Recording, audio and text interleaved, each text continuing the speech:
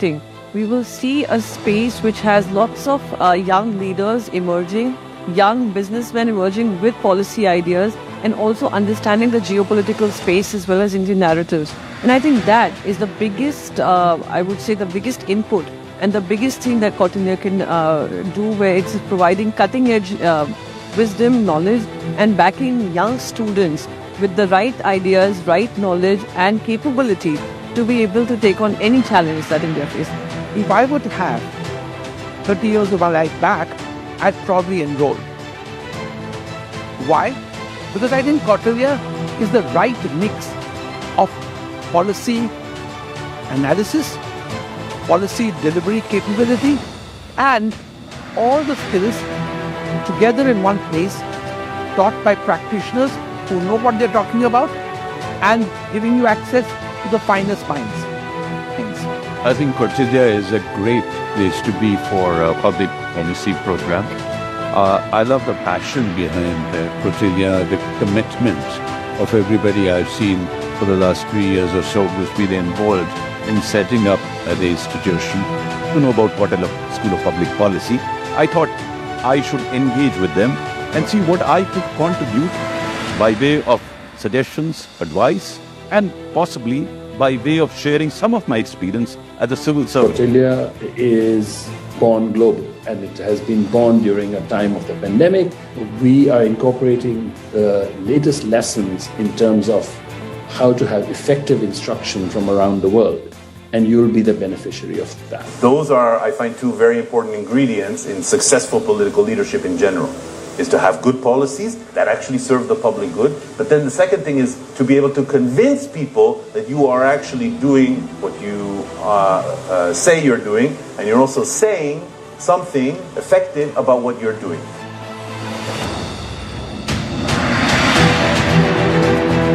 I hope that my experience of 35 years, I can work with the young to teach them these values, because inclusion, diversity, commonality, balance is what public policy is all about.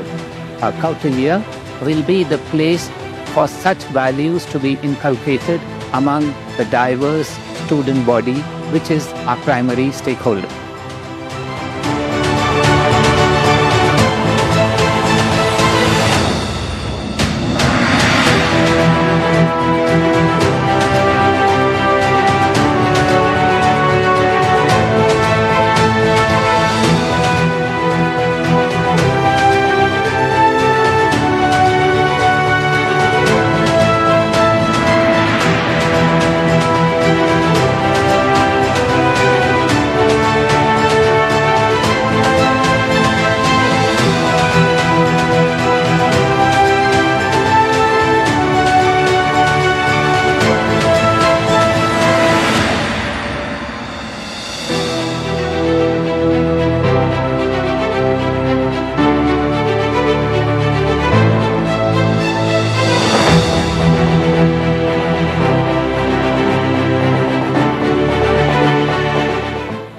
I got the invitation. I was a bit intrigued because I haven't been to any school on public policy in India so far, because normally wherever I go, I've been to IITs, I've been to other colleges such as engineering colleges and other business management colleges and several others. But first, let me compliment the management of Geetam, for thinking about a school in public policy, because we keep hearing about Kennedy, we keep hearing about many other, in fact, schools. But what's really heartening is that even in India now we have institutions such as Geetam who've taken the first move and said, this is something that we ought to be doing. So therefore, and I'm glad that it is in Hyderabad. Studying public policy and looking towards making changes, whether small at the very grassroots level or much bigger changes at the national level, there is no better place. I'll give you the skills, whether they're communication or how to run a campaign. I'll show you that. But you have to come to the table with the idea that you have a responsibility to give back and you have a responsibility to serve. a quality education that would make for high quality human resource. So that would be the purpose of my discussion, because climate change will become a major issue.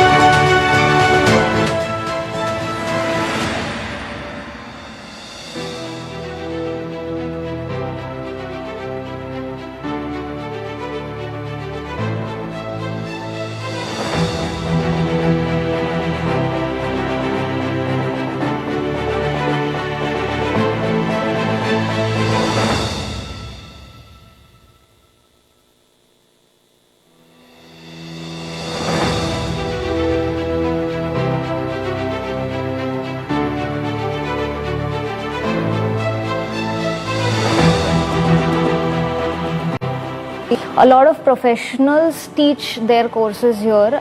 They have extensive experience in their fields of interest, and since you are learning from seasoned professionals here in the classrooms, you will get to carve your own unique career paths when you learn from here.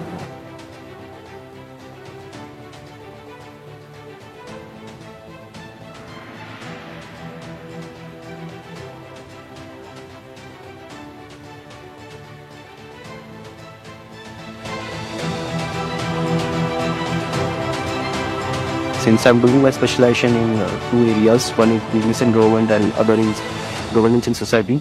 I took econometrics, I took urbanization, big tickets and development, behavioral economics, informal economy, financial inclusion, public problem solving.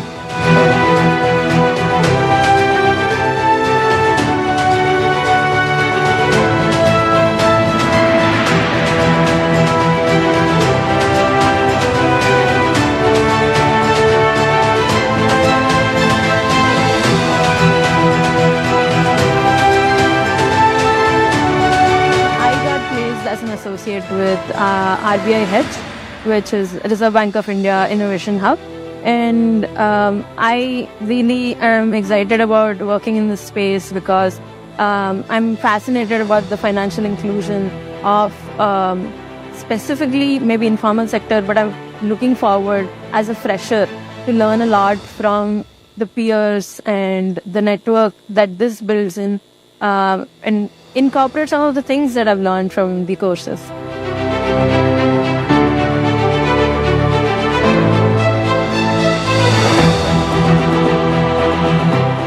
What I see Kautilya doing with others is contributing to this necessary transformation from being an administratively oriented public policy ecosystem to a complexity oriented public policy ecosystem.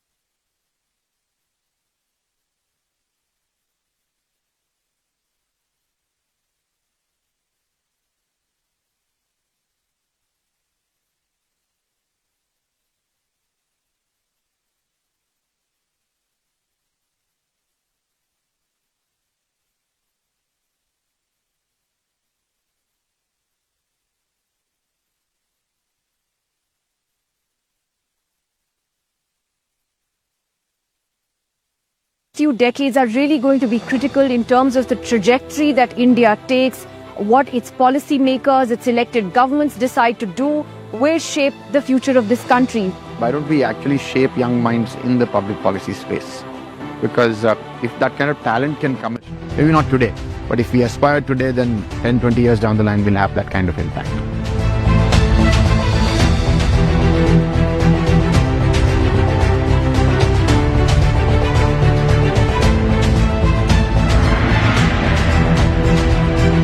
Governments are becoming professional. You look at Niti Aayog, you look at various government fellowships which are running in Chhattisgarh, in Rajasthan, in Delhi, in Haryana. So many of these fellowships have come in, right? But where is the talent? Who provides this talent, right? There's this, big supply side constraint, right? There is demand. What's your politics? You can see what happens when people who know public policy are running the country. And you can see what happens when people who don't know public policy are running the country. And I pray that India will turn around very much as the United States has. We still have lots of problems. But India needs more robust public policy programs.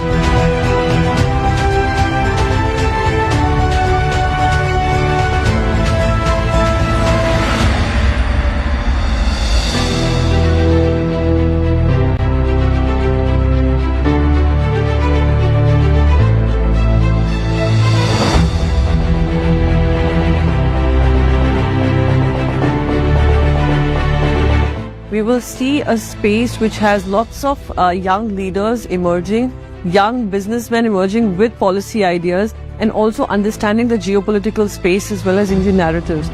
If I were to have 30 years of my life back, I'd probably enroll. Why?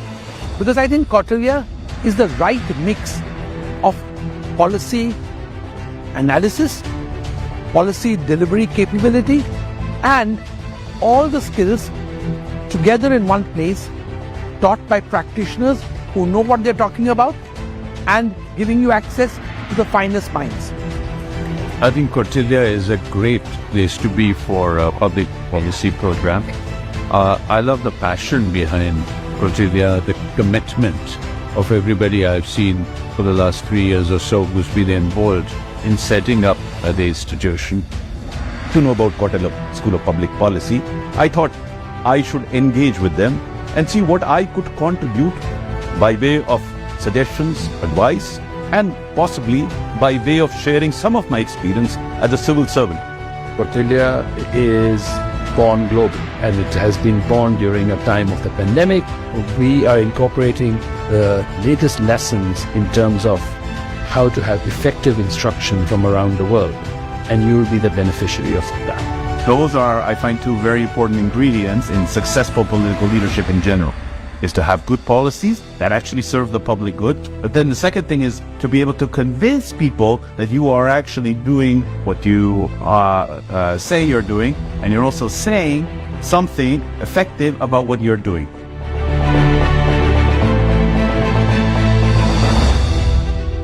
I hope that my experience of 35 years, I can work with the young to teach them these values, because inclusion, diversity, commonality, balance is what public policy is all about. Kautilya will be the place for such values to be inculcated among the diverse student body, which is our primary stakeholder.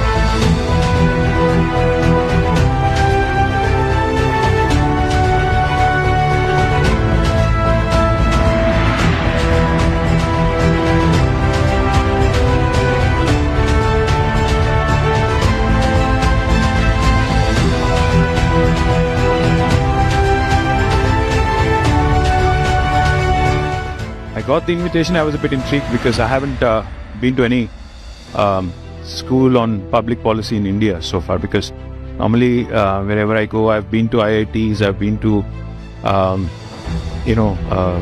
other colleges such as engineering colleges and other business management colleges and several others. But first, let me compliment the management of Geetam, for thinking about a school in public policy, because we keep hearing about Kennedy, we keep hearing about many other, in fact, schools. But what's really heartening is that even in India now we have institutions such as Geetam who have taken the first move and said, this is something that we ought to be doing. So therefore, and I'm glad that it is in Hyderabad. Studying public policy and looking towards making changes, whether small at the very grassroots level or much bigger changes at the national level, there is no better place. I'll give you the skills, whether they're communication or how to run a campaign. I'll show you that.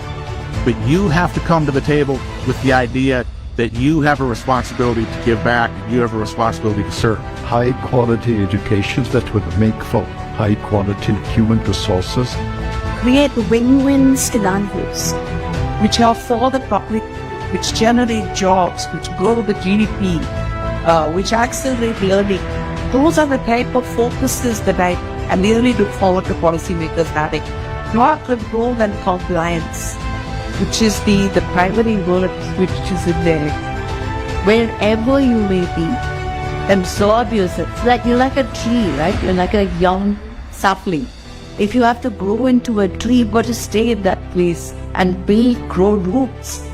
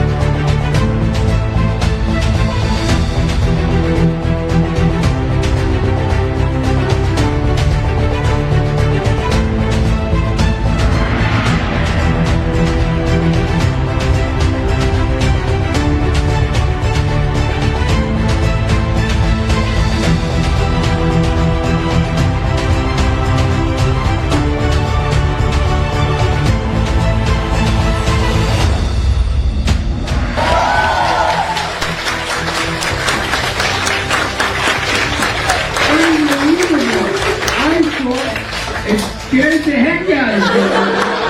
Something terrible is happening. You guys are amazing. You have topped the Stanford students.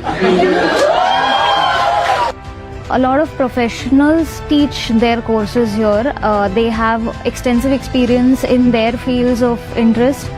And since you are learning from seasoned professionals here in the classrooms, you will get to carve your own unique career paths when you learn from here.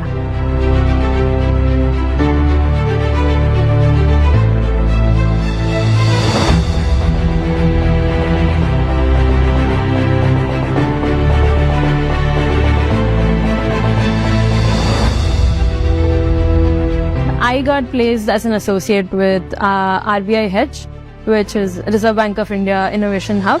And I really am excited about working in this space because I'm fascinated about the financial inclusion of specifically maybe informal sector, but I'm looking forward as a fresher to learn a lot from the peers and the network that this builds in and incorporate some of the things that I've learned from the courses.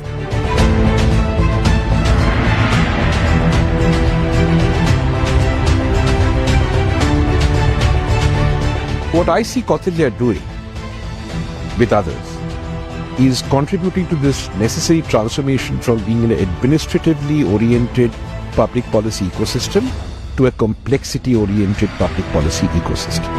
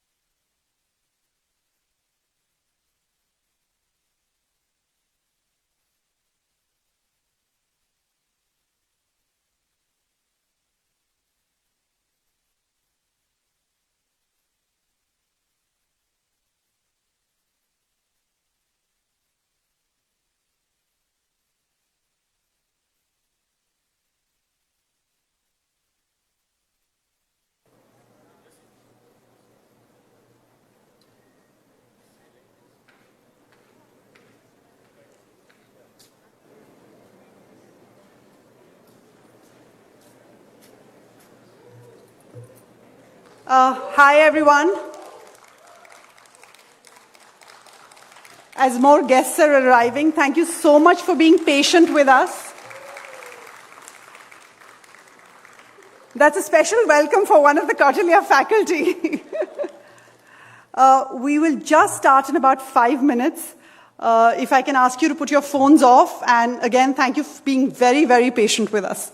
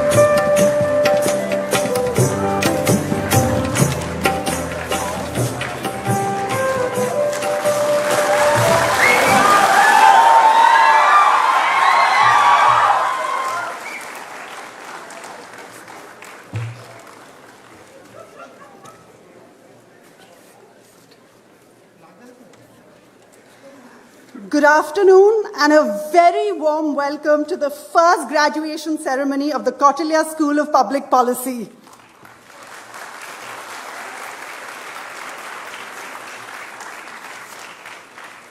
We're so proud of our 43 graduating students, or as we like to call them, changemakers of India.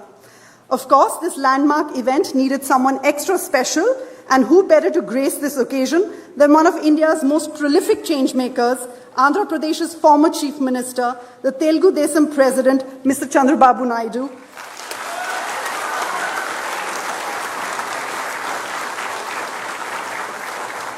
Sir, it's an honor to have you here with us today, and can we now, all of us, keep standing for our national song?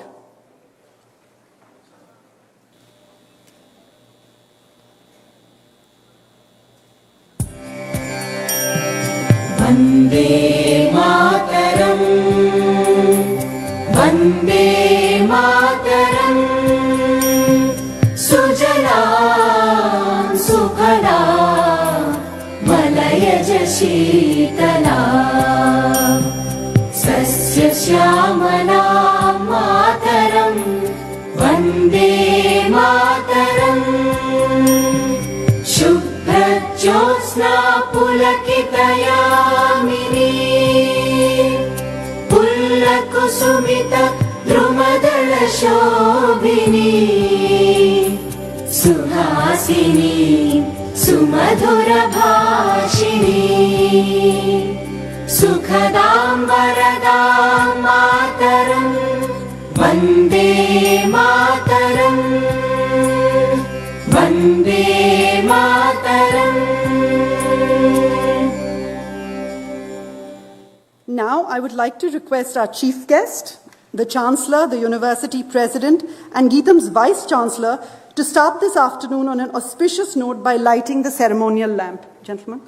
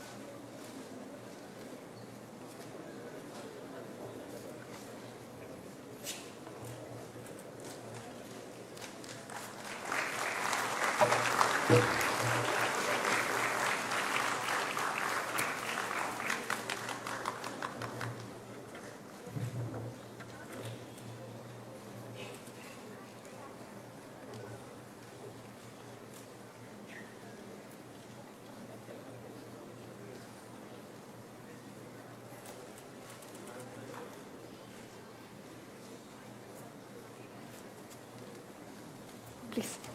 Give.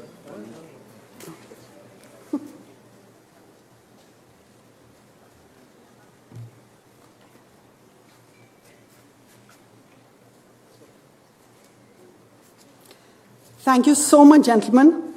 And now for our first speaker today, our Chancellor, Dr. Virender Singh Chauhan, a scientist who's worked in genetic engineering and biotechnology. He's known for his contributions towards developing a recombinant vaccine for malaria. A Rhodes Scholar, he received the Padma Shri in 2012. He was also the chairman of the University Grants Commission and the chairman of the Executive Council of NAC, the National Assessment and Accreditation Council of India. Under his leadership and his desire to continue working hard, experiment, and build an environment conducive to new ideas, Dr. Chauhan is ensuring that Geetam and, of course, Kautilya transcend its rich heritage into an institution of the future. Dr. Chauhan.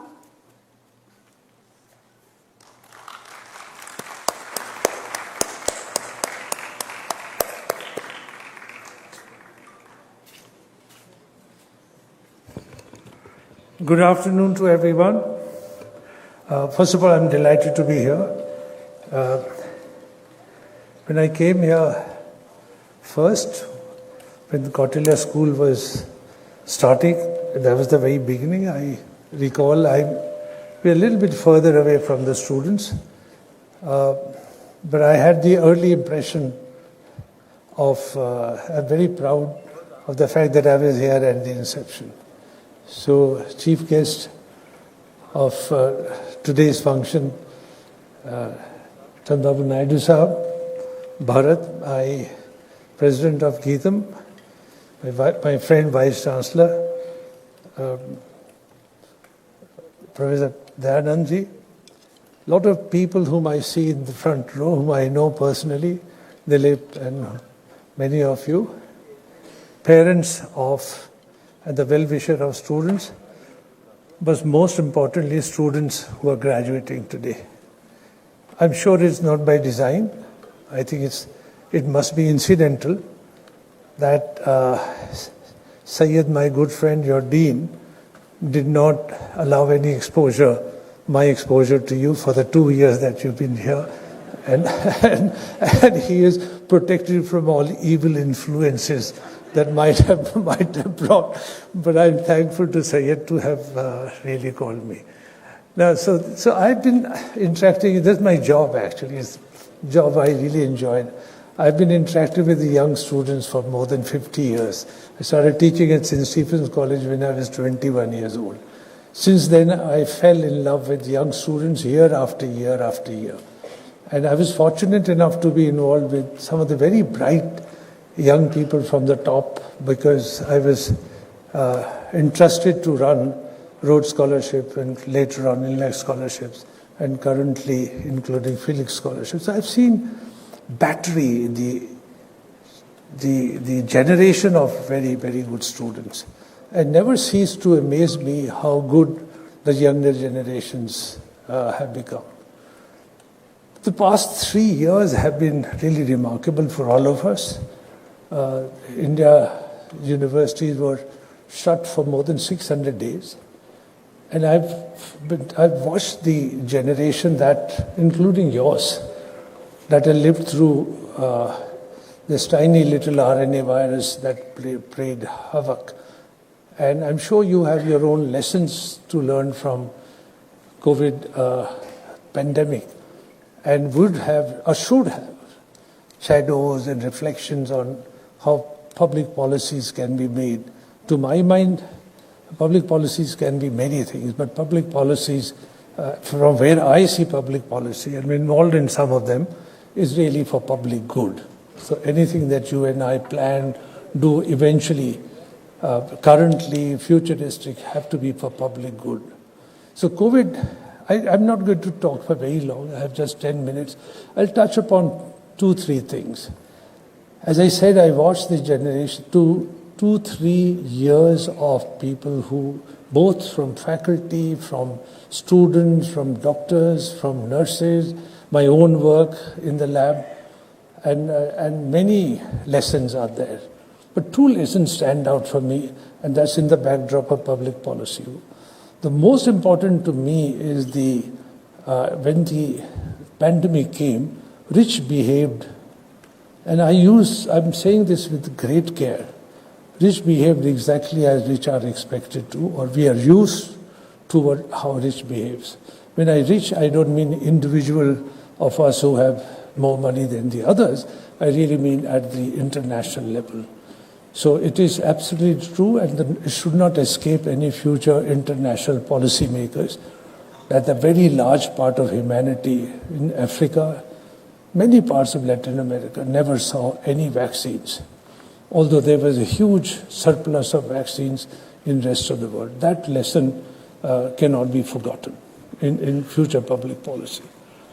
I don't want to give this talk as a very serious talk, but I just finished interviewing people to go to 2 major universities, and I was struck by the fact that how many of young people of your generation actually have come out with proposals they want to work in climate change and environment. Suddenly there is a huge, I wouldn't say awareness, I think we are aware of climate change by what we look at fires not even in Canada, fires in Greece about 3 years back. Currently, as I speak with you, Democratic Republic of Congo, is a huge floods there. But it's just that everybody wanting to be part of solving that problem. I think that's very encouraging, but that can be really bit defeating also. Why it can be defeating at the policy levels or otherwise, to my mind, this is very personal opinion, is that if everybody rushes to what looks like somebody everybody wants to rush to, is that there will be very few soldiers on foot soldiers which will look after doing what needs to be done. So we could be in situation where we can tell everybody else and nations or states or panchayats but somebody telling that this is what you should do. And here is a message to, at my age, I think I can easily give you messages.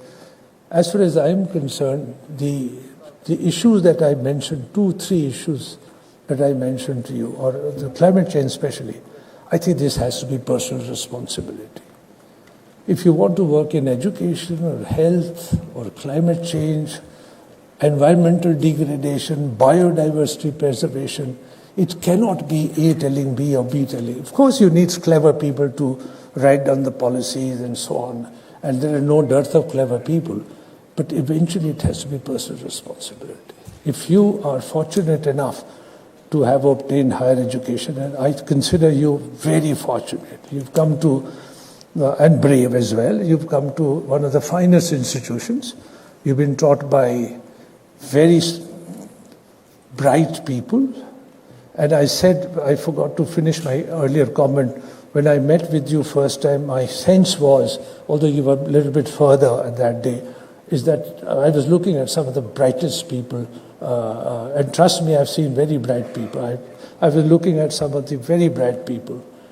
And last couple of days when I stayed on the campus and I interacted with some of you, I was fortunate to interact with some of you. I'm so pleased at the outcome that Syed and his colleagues and Geetam Kautilya School has been able. I congratulate everybody. I congratulate all of you for having created.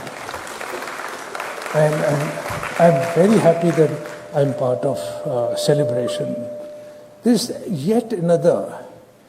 I lived through 3-4 disruption. I grew up in a refugee colony. My parents were not very, very rich. So we grew up in a colony which had no sewage, which had no drinking water. And that's the reality. The reality of our generation at that time. We went to a government school which was in tent. I was fortunate that Delhi University existed and we got educated for nothing. I don't remember ever asking any money from my parents for me to go to Delhi University. So we are the product of that time. But I've seen disruption in my own work. When internet came or the communication became what it is today, taken for granted, I was very interested. Somebody should tell me when I should stop because I can go on forever and I don't want to do that. Please be rude and interrupt me. So I grew up wanting to listen to classical music. We had no way to listen to. So you could go to concert. But today at the click of a mouse, I can listen to anything that I want. I can listen to it on a go, really. And I don't listen to it as much as I used to want to listen to. So point I'm saying is in front of you, you have amazing choices. And I think all of you are aware of this. So please go ahead. And as you go forward, you're well taught, you're well thinking people. Find your call, wherever your call might be. Wherever you find your call is, I think, take that very seriously. So take yourself very seriously. Individual responsibilities will be very important. That's what everybody, Gandhi said that, Vivekananda said that, if you're fortunate enough to be educated, your only dharma, only job is to make sure that those who are not as fortunate as you are, that you end up looking after them. I think that time has come now. But the disruption that I was mentioning to you, which is really coming as a wind and we don't know how to handle, is the generative tools which will come through AI. Everybody's agog about what AI will do. Post-internet would be. How it will pan out, we don't know. It will pan out in some way or the other, absolutely sure. It would have its positives, but it cannot not have its negatives. I think we have to have a very careful eye on what might be negative dropout, and how much the creativity of a young human mind or a policymaker or a teacher or a creator of science education would be affected by this. Have to be very careful. Let me just give you a very quick example.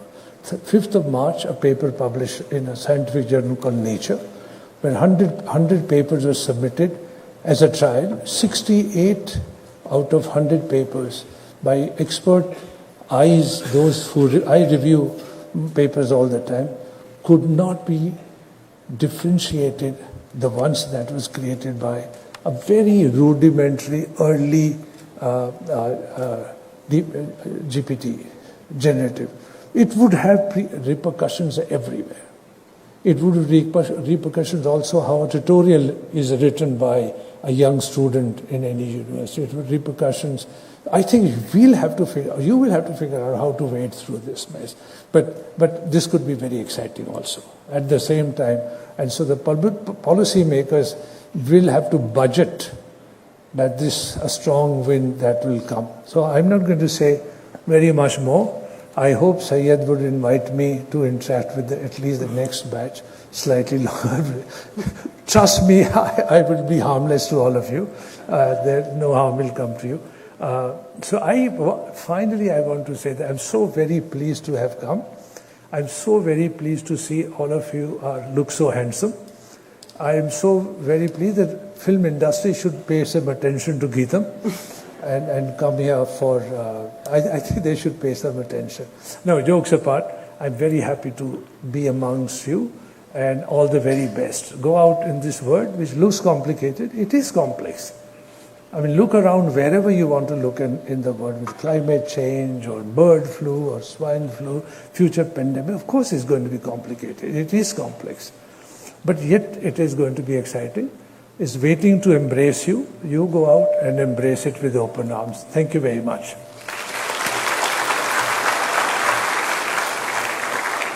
Thank you, Dr. Chauhan. As a lot of you know, Kautilya is a pandemic baby. During those months between the terrible waves with double masks on, some of us would meet, discuss the way forward, look at the skeleton with hope and anxiety, that skeleton which is the Kautilya School of Public Policy today. It's been a journey of a lot of grit and perseverance, but really the best person to tell you all about it is the founder of the school, the president of Geetam, M. Shri Bharat.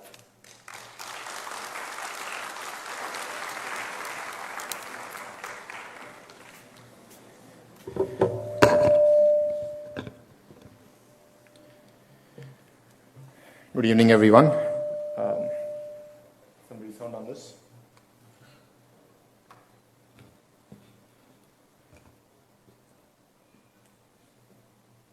Thank you, Chandrababu Naidu, for accepting our invitation and coming to this event as the chief guest. I'll speak about him more later on.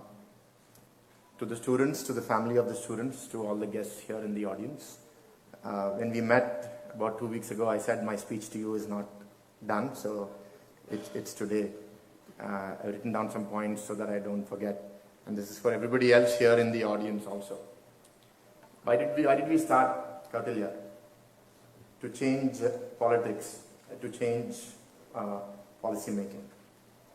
To what degree will each of you do it is dependent on you. But I'm like a venture capital firm.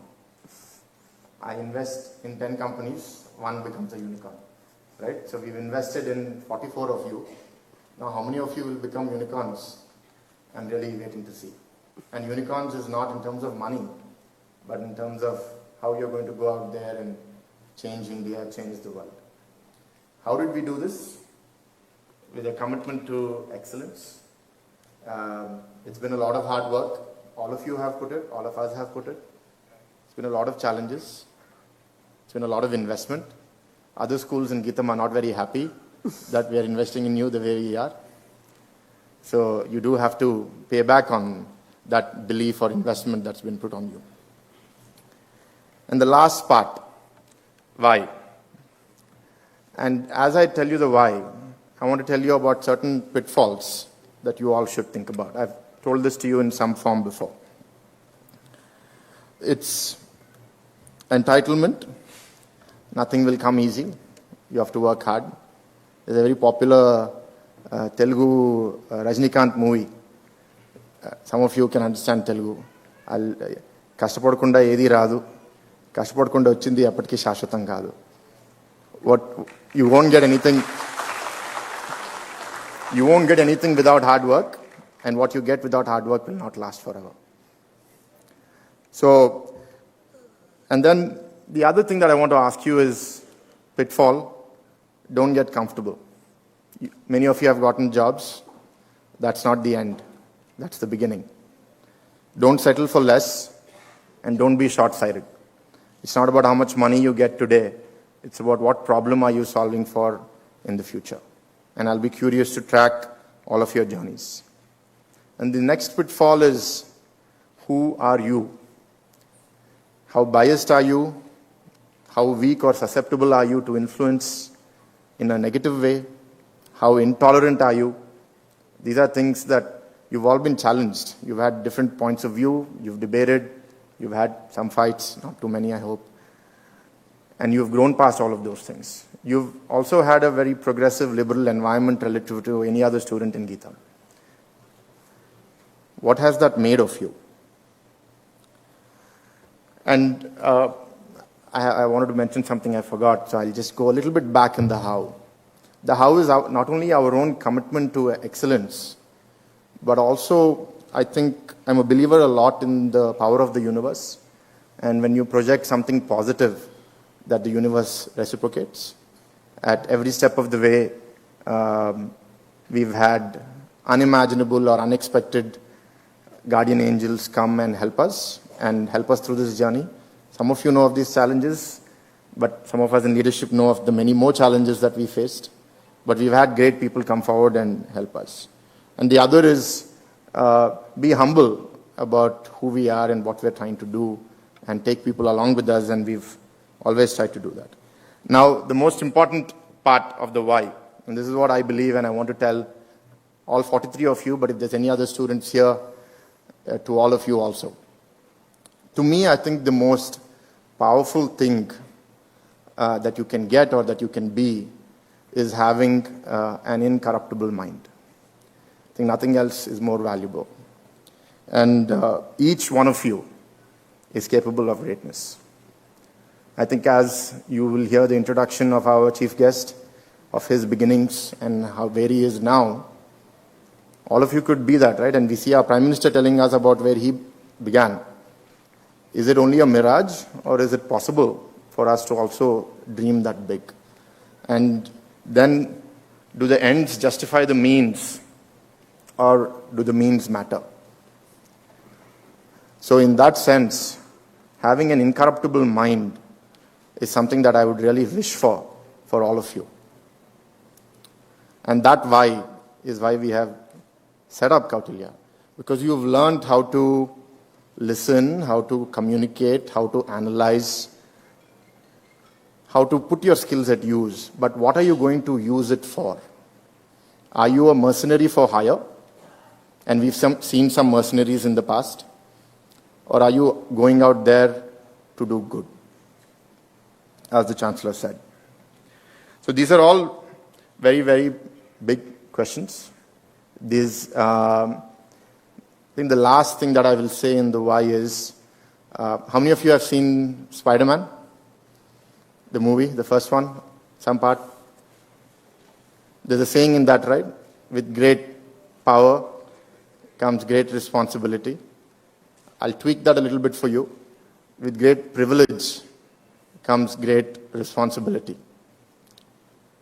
I think your parents, your family members, Geetam, Kautilya, everybody else who's been associated has invested in you, has believed in you. You have believed in us, being the first batch. You've been brave people. Now, let's make all of this move in a direction that makes all of us proud. And that's something I think 20 years down the lane when we look back, because I'm saying 20 years now because our chief guest was instrumental in bringing ISB, and he went to ISB after 20 years. And where is ISB after 20 years? So ISB is about business and you can change the world through business, but imagine what politicians can do. Imagine what governments can do if they do it the right way. There's nothing more powerful. So I really hope for the sky for you all, and I wish you all the best. I thank you all the parents for believing in us, and I hope that you're happy with your investment in us. Thank you.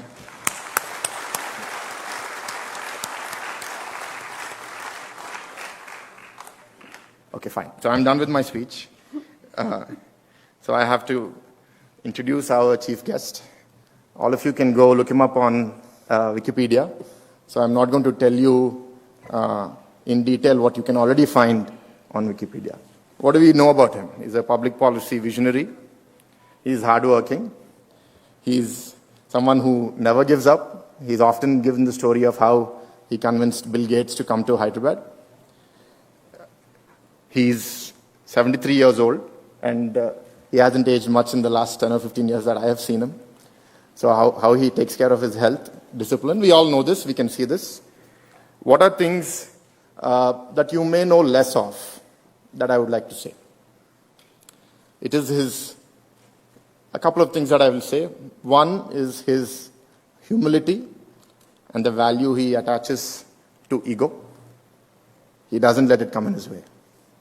If something has to happen, right? There have been many chief ministers in our country. Would they go running after Bill Gates? They'll say, no, let Bill Gates come to me. He's the only person who said that, no, who I am, my identity is not more important than my people. So the higher you grow, the more your ego grows, right? So how are you going to keep that in check? This is one example for you to remember. The other is, as a public policy leader, when he thought about the development of the state, one thing he said is very essential is the importance of safety, security, and also the growth and development of women and children. If you look at the journey of the erstwhile United States and today the separated states, the peace that he brought has brought prosperity. Today, Telugu people are the fastest growing demographic in many of the most developed nations. In the United States, it's the highest per capita income that they earn, larger than the Jewish community, and the fastest growing community in the US. In the top 10 cities of GRE test takers in the country, 5 cities belong to Andhra and Telangana. All of these were his value that he gave to bringing safety, peace to this environment. Tolerance. Today we see an environment where we want to undo what the other person has done or say what the other person has done is wrong. He created an environment of tolerance. He took criticism. He allowed it to exist. And if you see, because of that, even after he lost power in 2004, subsequent governments continued what he started. The last 4 years is an anomaly. I hope something like that doesn't happen to Andhra again. But from 2004 to 2019, we could see how Telangana or Andhra Pradesh has progressed. And one other thing I think that's very important is, as humans, we age, we die, we get weaknesses, we get baggage. Everyone does. Even Chandrababu Naidu garu. He's my leader politically in a different leg of my life. But what sets him apart is, yes, he's got baggage. But how does one evolve? How does one shed baggage? How does one reinvent themselves for the future? Many leaders live very well for 5 years, 3 years, 10 years. But someone who's been active and at the forefront of leadership and policy making from 83 till now, 2023, 40 years, and at the amount of pressure that he has been in, and still keeping himself fresh and evolved, learning. And now he's speaking about artificial intelligence more than I am speaking, right? So this is the kind of leadership that we should all inspire to be. And with these few words, I am very glad to introduce our chief guest, Chandrababu Naidu garu, and we are very grateful to you, sir, for coming and accepting our invitation to speak to our students. And I request you to come and share your thoughts with the audience.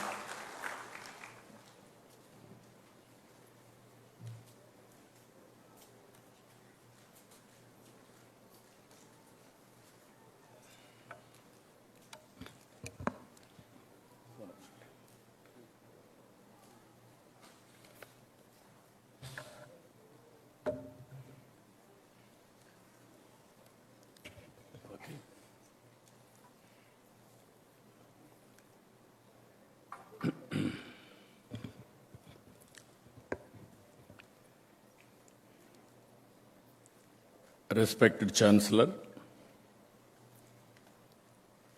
Mr. Virendra Singh Chauhan, President Geetam, Sri Bharat, Dean, respected Syed Akbaruddin, members of the Board of Trustees of the Kautilya School of Public Policy, distinguished guests, and parents, and friends. By seeing all of you, I addressed so many convocations. First of its kind, I am addressing a public policy graduation ceremony. This is the first time I am seeing you. I am very happy to address all of you because public policy is a very powerful tool. If you make a proper public policy for future generation or present generation to solve the problems, it will go a long way. Sometimes, without knowing all these things, we are all working. That's why we suffered long time after independence in poverty, or people used to heckle us, Hindu growth rate, that is 1% or 2%. And at the same time, the name of the school, I am very happy, Kautilya. Nobody can tell. If you think once Kautilya and Ardhashastra, then you know how to deal. I am very happy, very apt name, excellent name, you are named, but your students have to prove it now. The outgoing students has to do it, all these things. I really appreciate all of you. Now, Mr. Bharat and also Vice Chancellor has rightly mentioned, I want to place before you, I am always talking ahead of times. That is the problem with me. That's why my stakeholders sometimes may not understand. Sometimes I'm losing elections, but my policies are permanent. The benefits are permanent.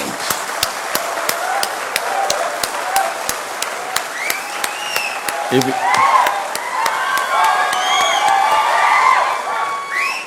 25 years back, I created a vision for combined Andhra Pradesh. Then all people used to call me, where is vision? What is vision?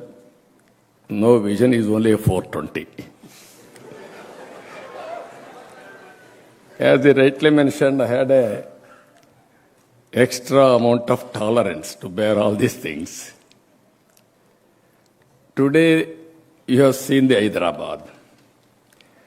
25 years back, if I should have thought, why should I do all these things by taking all seat? Then today Hyderabad will be different Hyderabad. It may be some improved version. That is where I prepared Vision 2020. Today, that vision has become a reality. People are enjoying. Some people may not vote. Some people may not remember because you are all younger generation. Memory is very short. But my conscience always tells me, you have done right job. That is the satisfaction I am having from the beginning. If you see here, this forum I am putting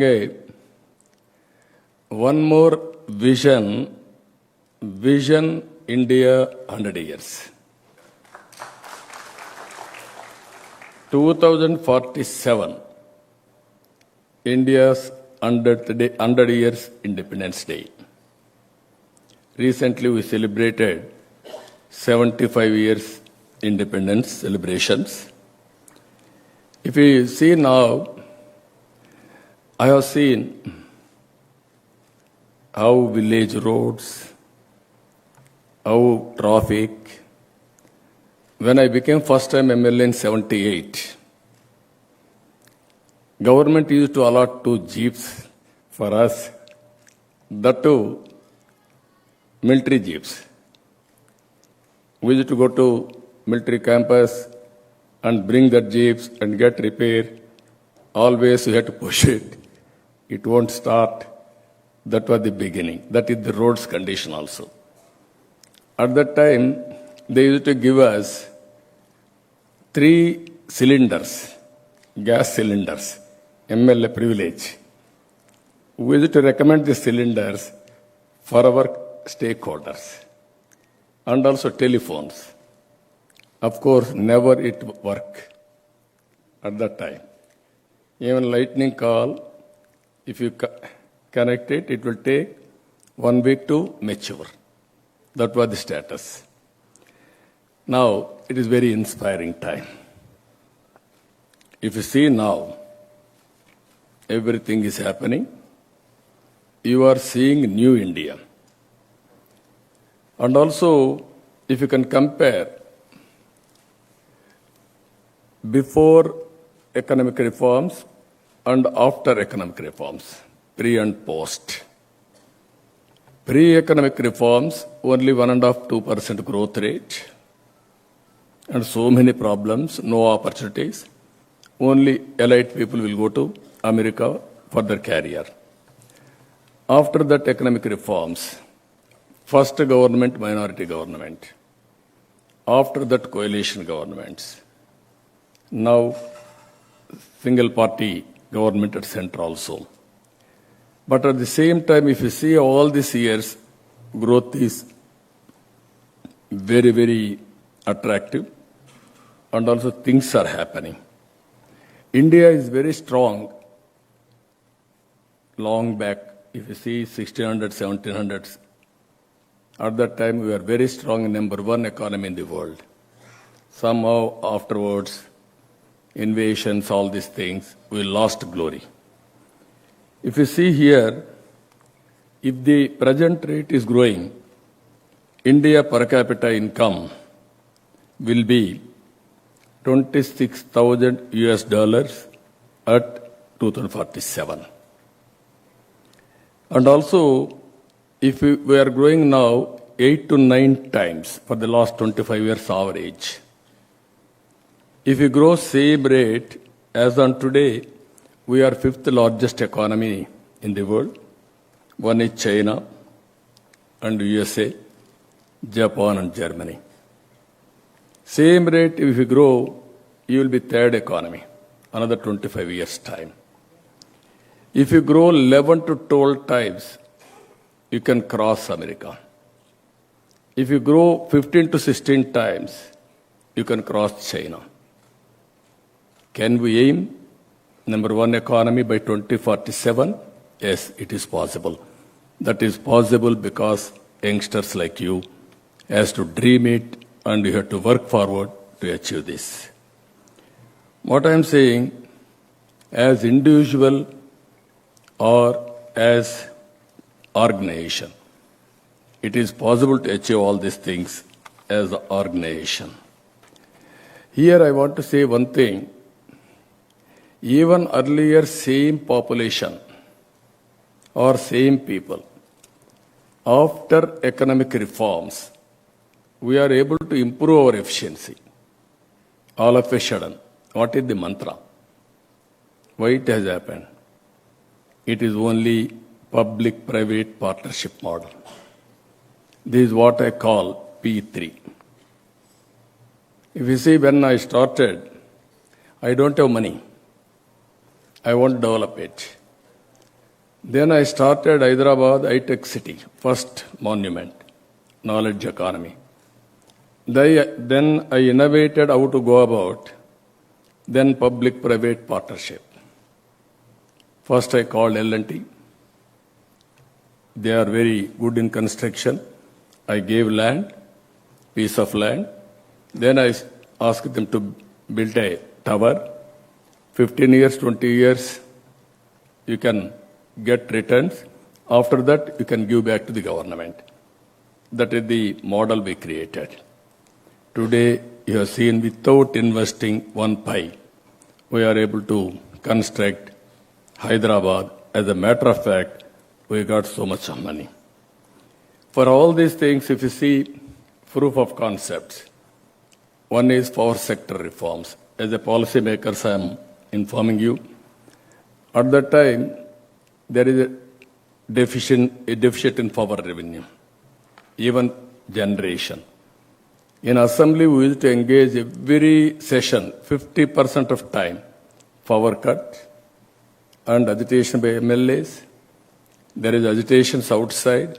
Even as Chief Minister 95-96, I used to go and visit fields which are all dried up because of power cut in helicopters. That is the demand at that time. Then I brought power sector reforms. That is the beginning. Everybody told me, don't do it. Again, I have done very vehemently. But of course, I lost power in 2004. But I am having satisfaction. I am the pioneer in India in power sector reforms. That is the benefit India is enjoying today. That is how things have happened. Even if you see telecommunication sector, one policy. Earlier, BSNL, VSNL. BSNL international calls. BSNL domestic calls. Never they worked. Very, very inefficient organizations. China used to go in a big way. Then I initiated this. I had a political influence at center because of coalition government. The then Prime Minister Vajpayee accepted. That is how I was co-chairperson for that committee. We gave a report. That is the benefit everybody is enjoying today in telecommunication sector. One policy has made all the difference, and also now it is able to bring so much of health for the nation. Even if you see at the time, flights, we had Air India. Recently, Air India also privatized.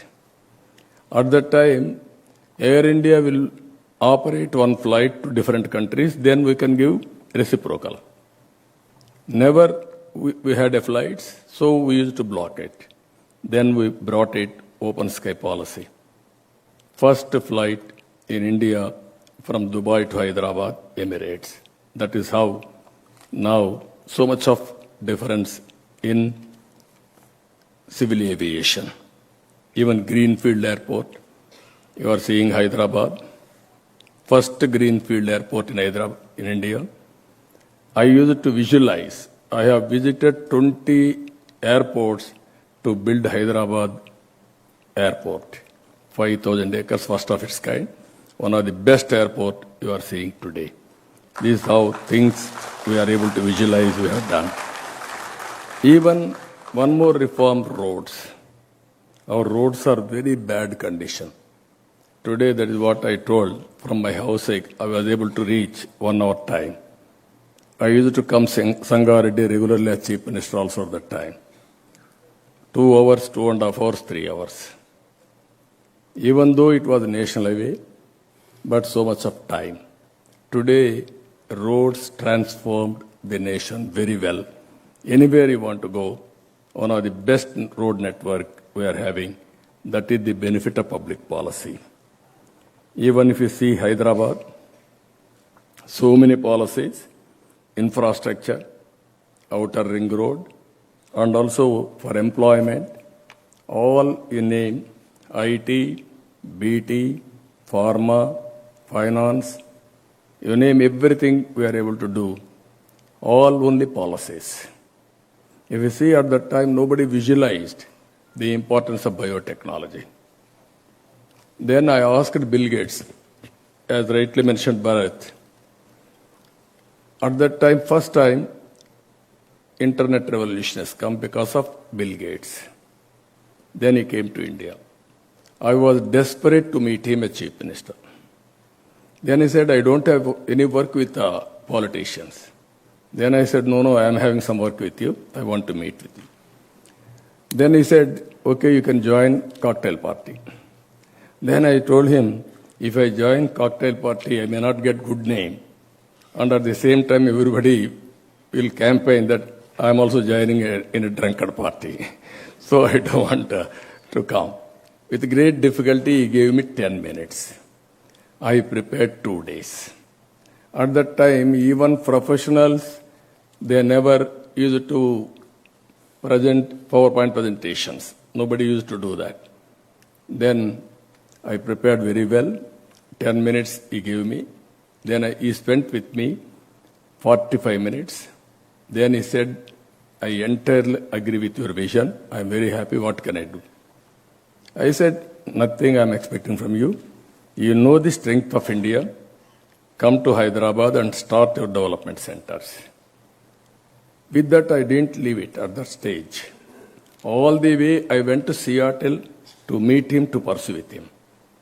3-4 times, I met him in Davos. I pursued further. Finally, Microsoft has come to Hyderabad.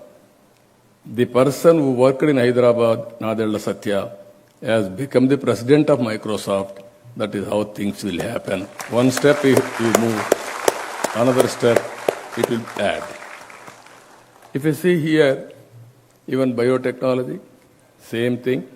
At that time I asked Bill Gates, why can't you focus on biotechnology? He said that is futuristic, I cannot do it. Then we started Genome Valley. Today, after 20 years, COVID vaccine is manufactured in Genome Valley. We are proud of it. Country is proud of it. That is how things are happening with public policies. Even then, I didn't spend much money. Only on the other side of the city, 1,500 acres of land I have given for Genome Valley, Biotechnology Park.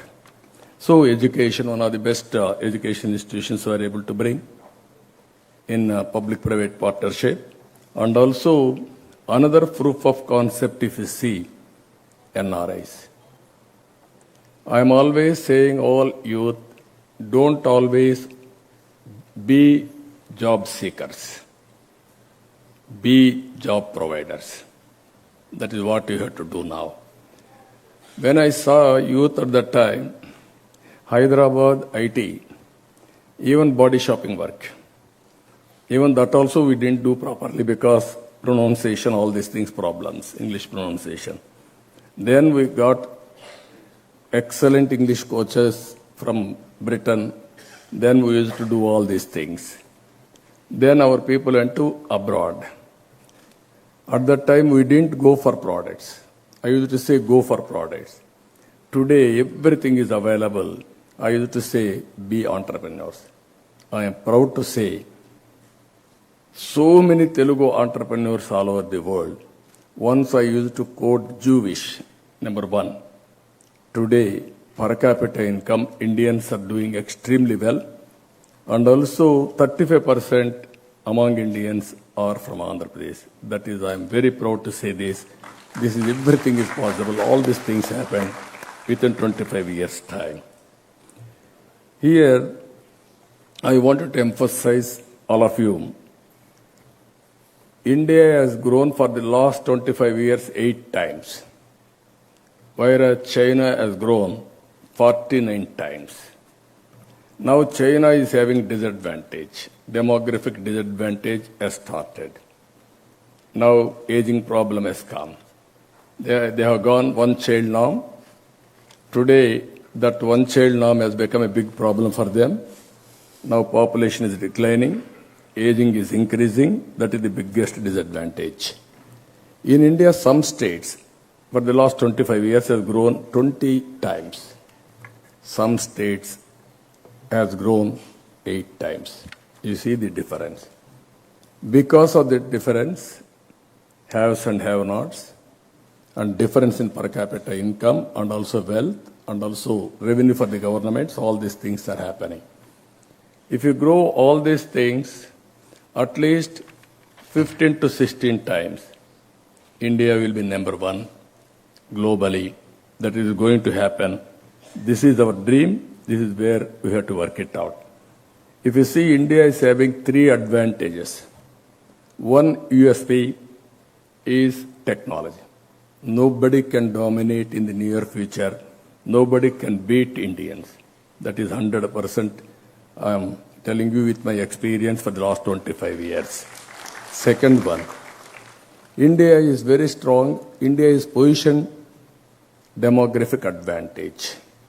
40% of population is below 25 years. If you can give proper skills to them, proper education, then you can see the potential, they can do wonders.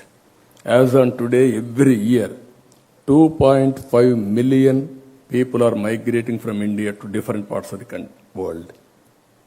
It is a big number, number one in the world. But at the same time, India is capable of supplying workforce to the world.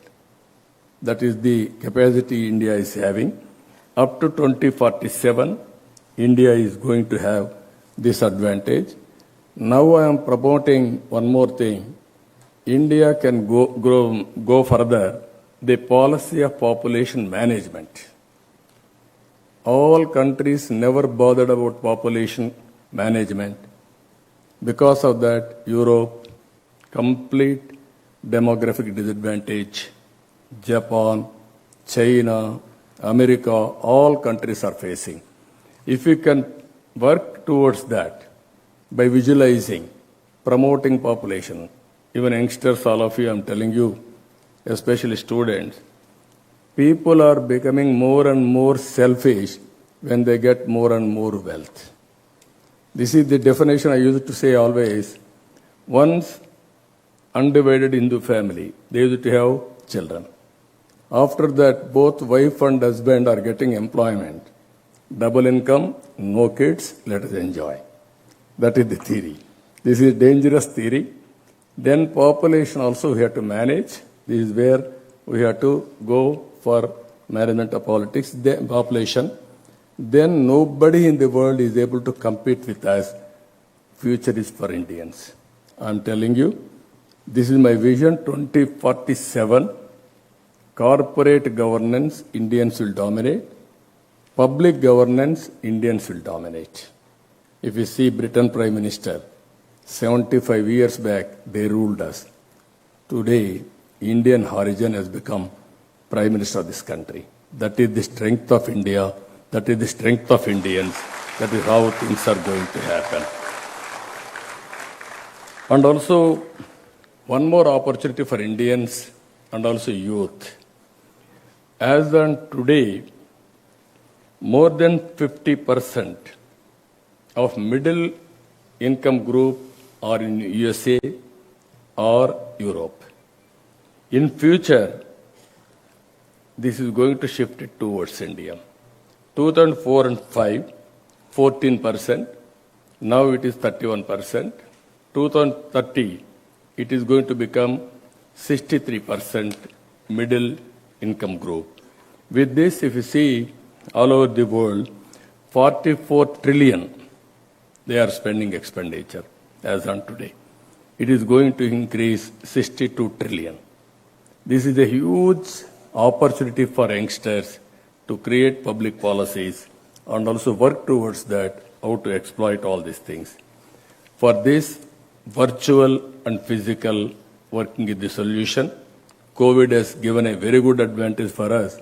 Sitting in a remote village, you can start a company. Sitting from a remote village, you can work any company. You can work, you can earn money. That is possible. These are all the various innovative thoughts, creativity, opportunities are coming in the future. This is where today I am promoting youngsters for all of you in this convocation. P3 model, PPP, public-private partnership. We are able to create wealth. And at the same time, wealth has created huge variations between haves and have-nots. This is the biggest problem. Some people are getting 150 rupees a day wage. Some people are getting crores of rupees as honorarium. That is the variation. How to bridge this gap? This is where I am saying one more model, P4 model.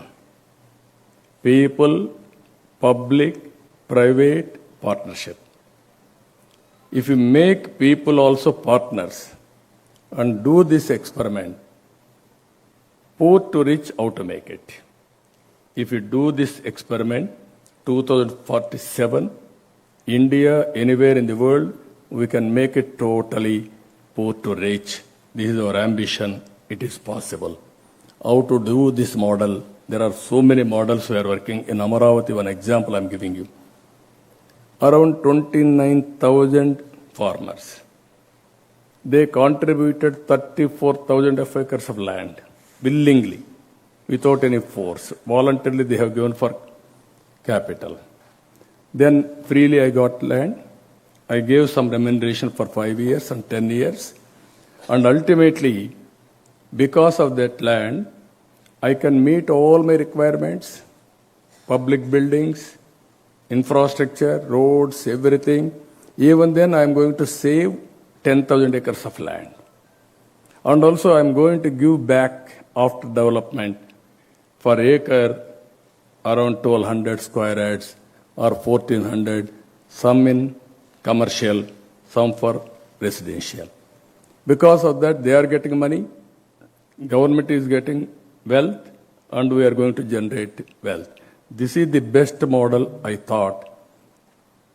Public-private partnership. That model, somehow, it is in doldrums because of policymakers. That is another story. I don't want to place before you all political issues here. But my intention is every poor man, how to make rich man, it is in our hands. Take example, technology is available. With this technology, is assets, liabilities, is population and human resources and natural resources, and prepare a vision for his family. Every family we can prepare a vision, and if you can execute that vision by people like you, even private companies, even our Geetam, they are having some bandwidth. They can take 100 families to transform, or some industry can take, or individual can take, NRA can take. Then if you transform with the support of government, government will be a regulator. Same model, and facilitator. Sometimes they will share all these things. Then India will become a great country. Not only acquiring wealth, not only creating wealth, how to make this health universally distributed or otherwise, bridge the gap between haves and have-nots. This is one model I want to promote all of you. I am very happy. We are in knowledge economy, beginning of infinity. Anything you want to achieve, it is possible with you. For this, you need leadership. You are having proper leadership qualities with innovative ideas and capability to execute. Everything is possible. And also, digitally, if you see, we are all in 5G, IoT, artificial intelligence, machine learning, cloud, and also so many things we are working. India is blessed with this. If you see Aadhaar, JAM, Jandan, Aadhaar, and also mobile, these are all very deadly combinations. I have given a report to Government of India for digital currency. At that time, digital transactions very less after abolition of 500 and 1,000 rupees notes. Today we are number one globally in digital transactions within 5 years' time. Now I am promoting one more concept. Abolish 500 rupees, 1,000 rupees, 2,000 rupees. Then no money laundering, no hoarding of cash and also wealth, and also no distribution of money for voters. That is the biggest corruption in India, and bribing the voters. Then you can see the economy. One GST. Every month we are able to get 2 lakh crores. That means 12 months, 24 lakh crores. Even there is a huge opportunity. If you do this policy also, it will double or otherwise it will triple. Money is not the criteria. proper good policies, we can do wonders. That is what I wanted to say here. Even all these things is one. World Inequality Report 2023. Most unequal distribution of health is India. This is one more alarming factor. Even some people are having huge wealth generation, others are not having. That is another problem. For this one example I'm giving you last, this is self-help groups I created, gender equity. Poor women. I used to organize 25 years back. Now in Andhra Pradesh, if you see, 7 lakh groups are there, 90 lakh members are there to work in these groups. 35,000 crores they are borrowing every year, 99.5% repayment, 30% of India's turnover.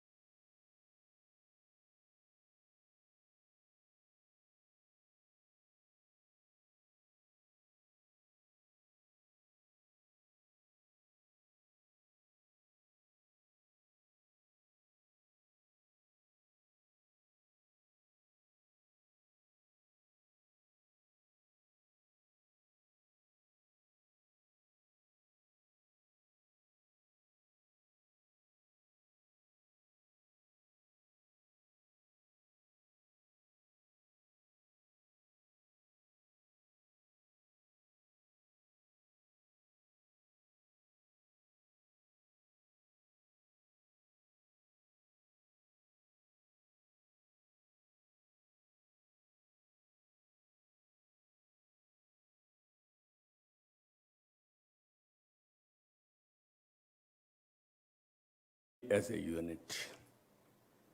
Even G20 countries who are promoting India's biggest strength, Vasudhaiva Kutumbam. One earth, one family, one world. That is the legacy inherited by Indians. We have to protect it. I am very happy compared to India, Indians outside are protecting our culture, our legacies, all these things. If you can continue this family as a tradition, we'll have excellent satisfaction, happiness, and also all these things to happen. This is where I am promoting income for a family. That is where I promote the P4 policy. Ultimately, with all these things, again, leadership is important. One is vision. To translate that vision, policies, public policies, you are all here. And ultimately, for all these things to execute properly, we need good leaders. And he wanted to get seat from Siddhartha, one premier institute. they refused to give seat because on merit. Your son is not in merit, so we are unable to provide. Then he thought, what is this? Even I am asking, he was industrialist at that time. Then they refused.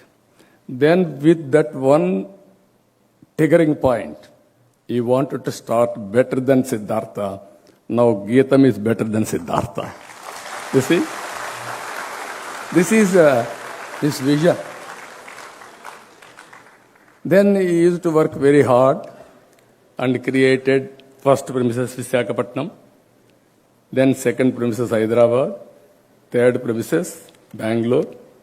Now Bharat is a youngster, very highly qualified. Even Murthy was a very respectable, highly educated and industrialist. That generation, this generation, a lot of difference. He is from Stanford. He has to bring that value here. I am very happy. The way all faculty members and also he attracted, he restructured, I am seeing great future for Geetam. I don't have any doubt about it.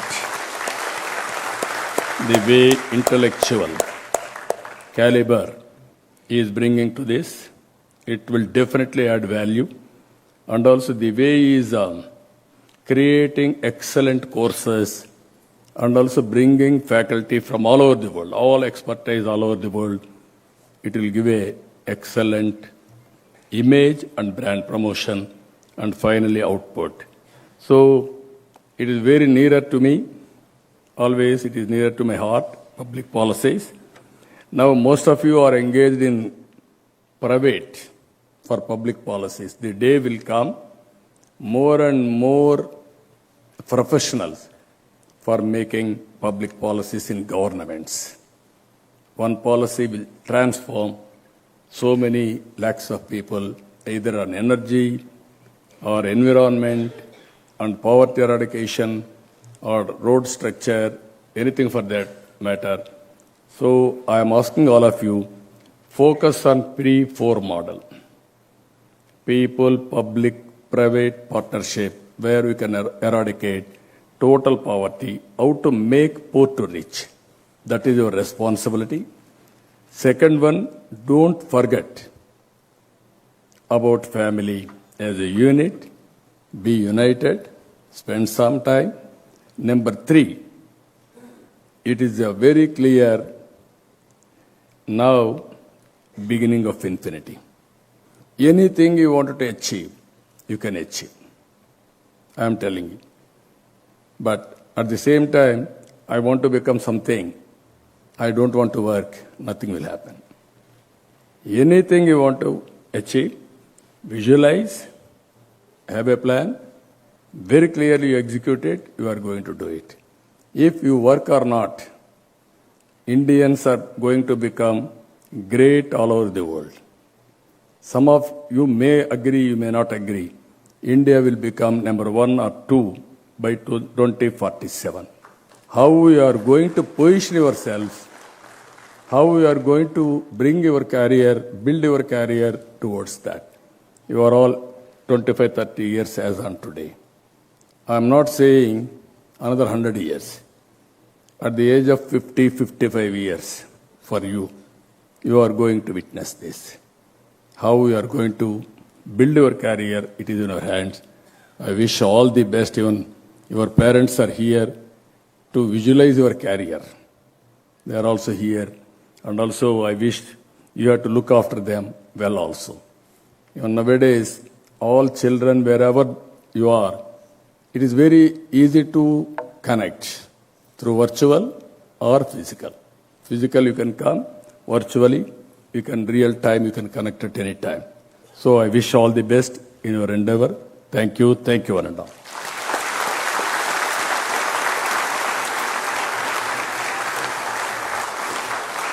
Thank you so much, sir, for those inspiring words. Can I please now ask our university president to please felicitate our chief guest?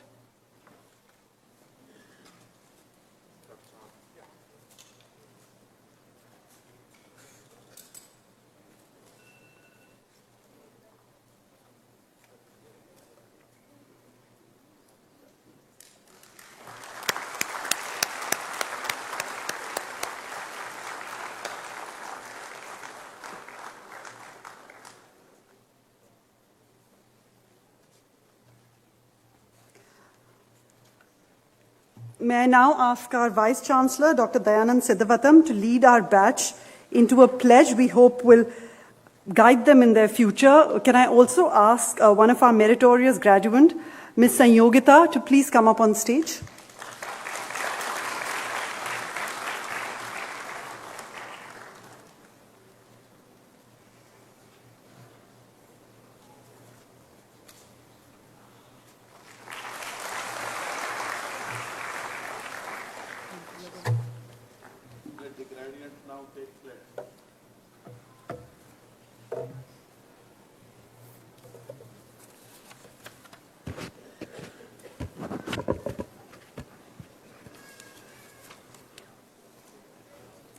I sincerely promise and declare that if admitted to the degree for which I am a candidate and for which I have been recommended, I will, in my daily life and conversation, conduct myself as befits a member of Geetam deemed to be university. I shall, to the utmost of my ability and opportunity, support and promote the cause of sound learning and strive to set an example of high principles and conduct. I will, as far as in me lies, uphold and advance social progress and the well-being of my fellow human beings. I will never make my knowledge subservient to unworthy ends. I will faithfully and carefully fulfill the duties of the profession that I am trained for. I will, on all occasions, maintain purity and reputation, and that I will never deviate from the straight path of their honorable exercise. Thank you. Thank you.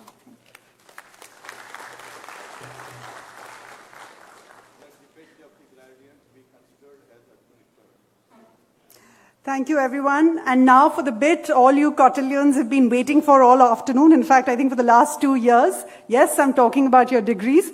To take this forward, our Pro-VC of Academics, Professor Jayawardena.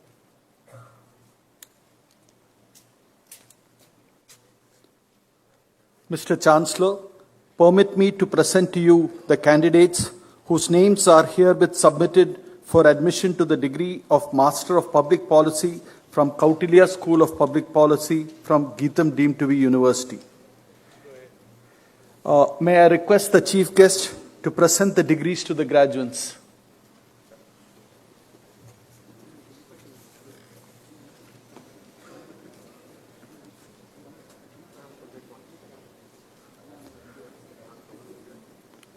Aditya Narayan Chingan.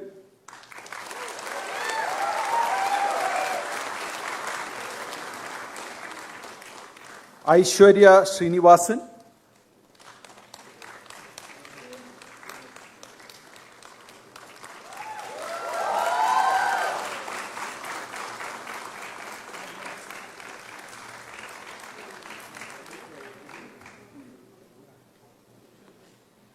Akshat Joshi.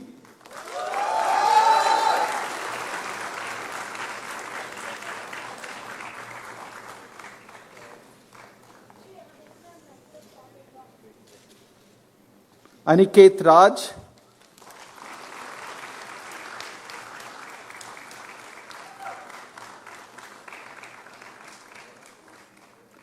Anjali Sriram.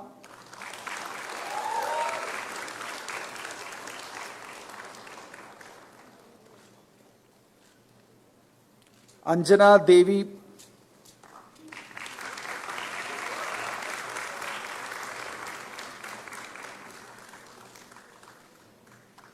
Anurag Prabhakar.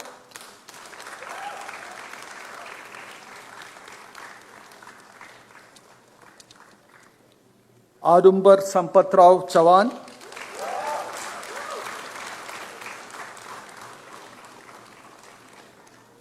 Dharmesh Bansal,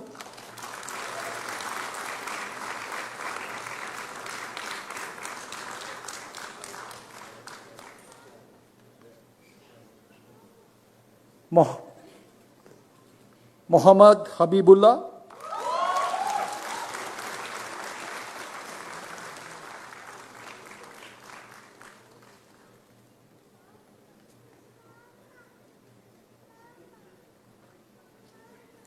Sai Sri Harsha,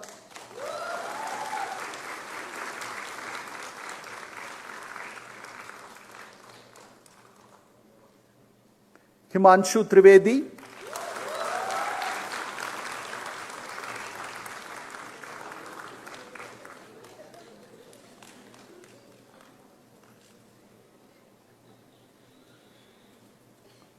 Kaushik Bhaskar,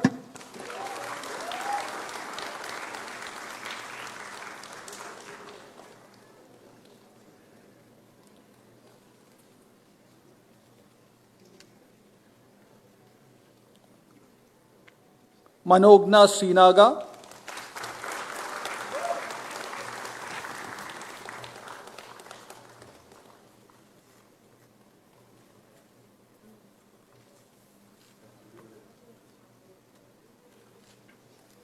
Mayank Gupta,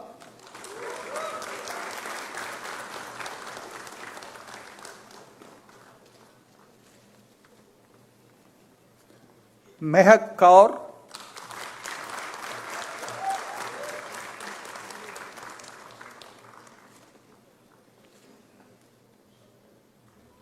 Mohammad Junaid Sahil,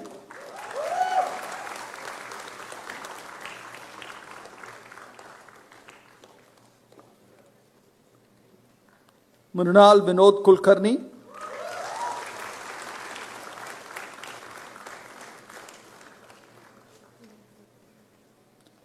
Nikita Jagadish,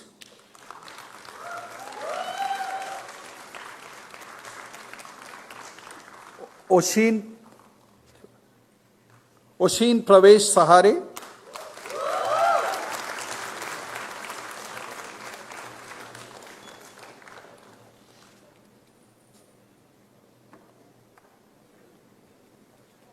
Jadav Paresh Parashuram,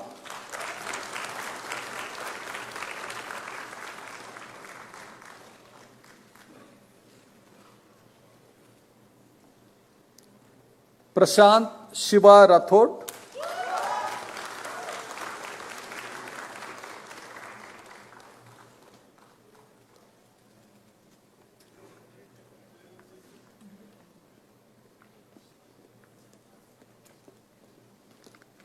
Pratish Anand,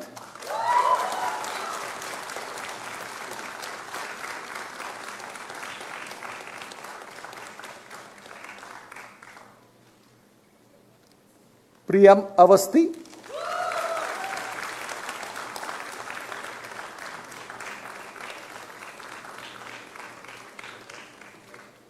Raisa Lorraine Palatti,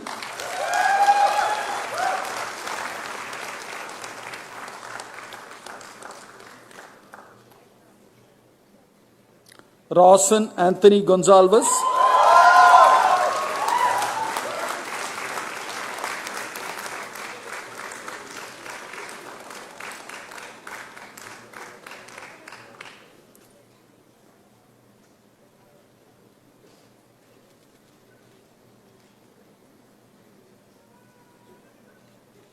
Rehat Kaur,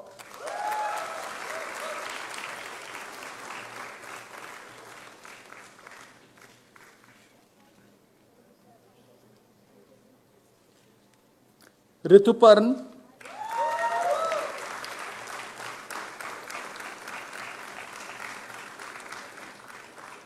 Sabir Mantri,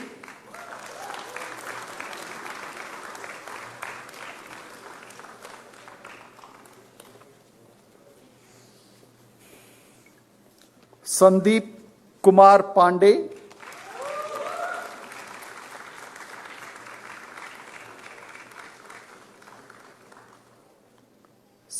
Sanjana Kapoor,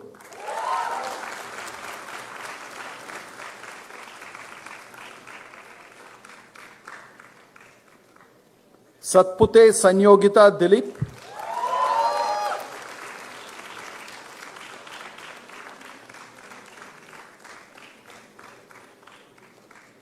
Shankar MM,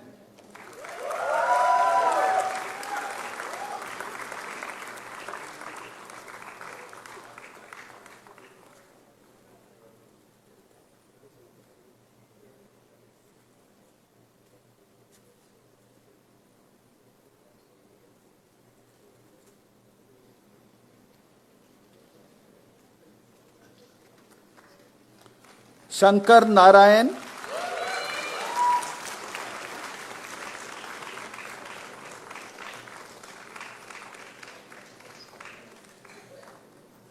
Shubham Shinde,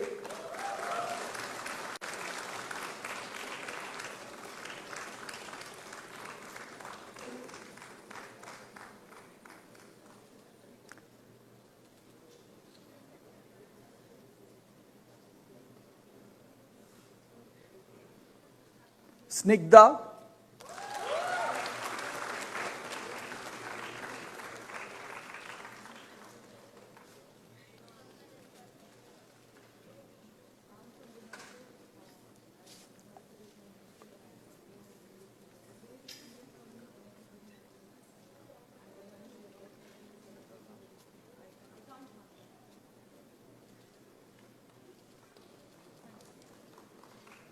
Saumya Kolla,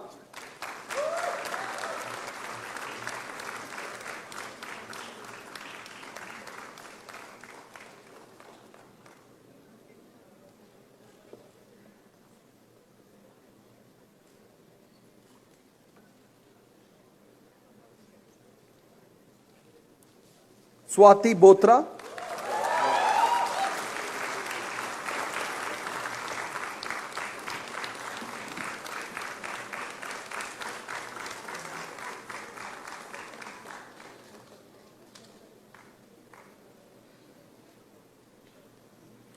Tanushka Tiwari,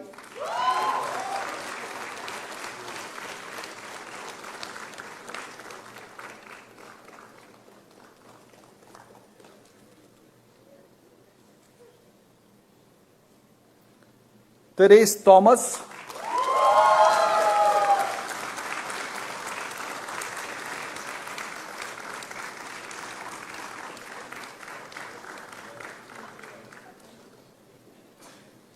Trilok Bhaskar,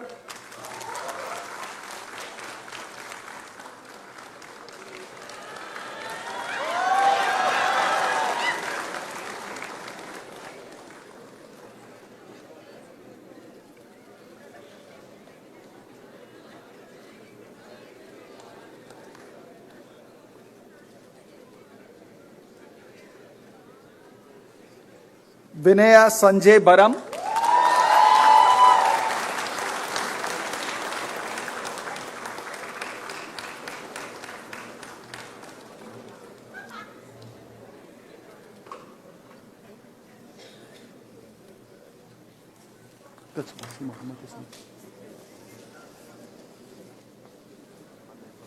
Wasim Ahmad,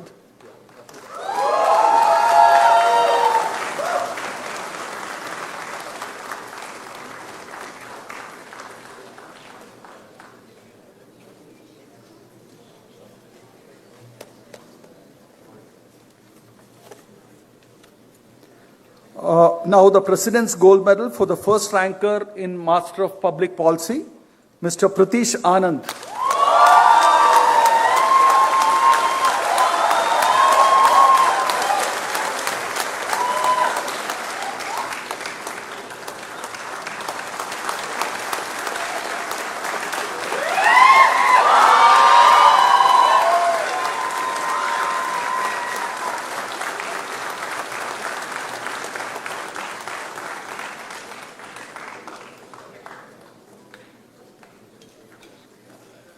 In the name and on behalf of the Board of Management of Geetam deemed to be University, I admit you to the degree of Master of Public Policy in this university, and in token thereof you have been presented with these degrees.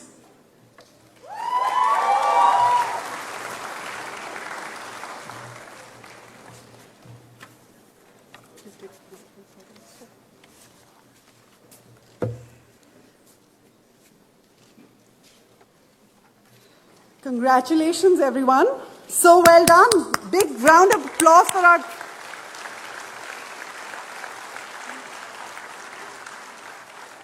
And now, to make it absolutely official, can I ask our registrar, Dr. Gunasekharan, to get the record of degrees signed by the Chancellor, please?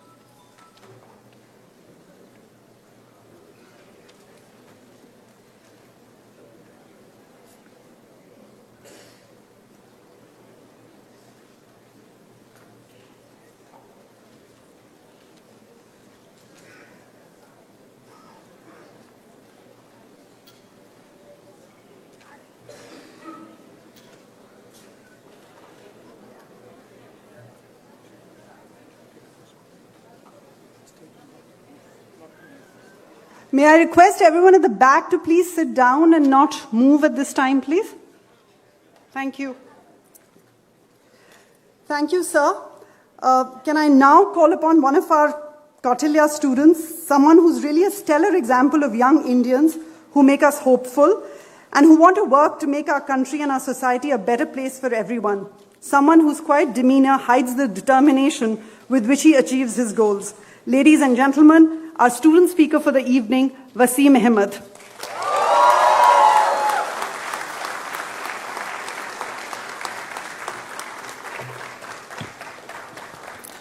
A very good afternoon, everyone.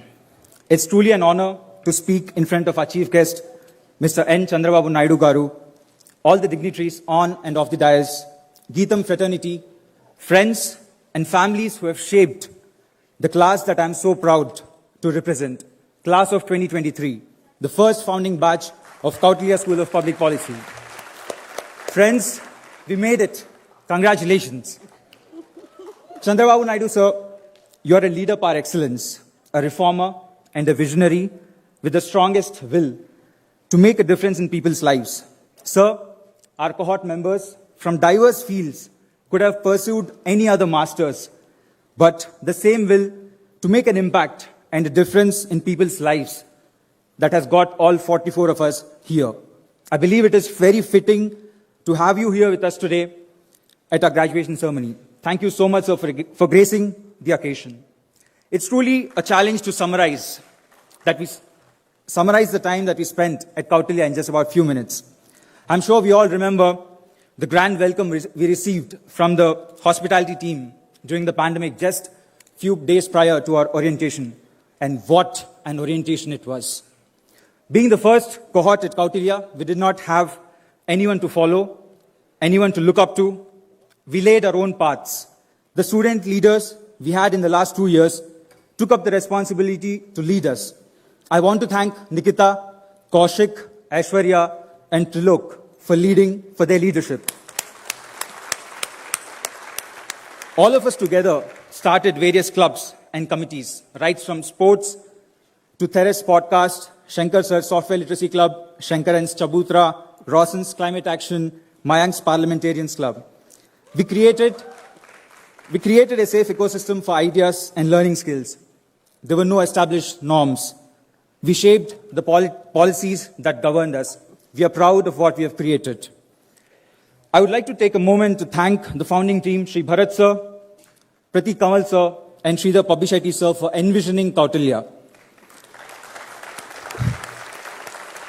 It is indeed an opportune moment to thank our founding professors, Professor Shanti D'Souza, Professor Mukul Saxena, and Professor Ali Adil, for introducing us to the world of public policy.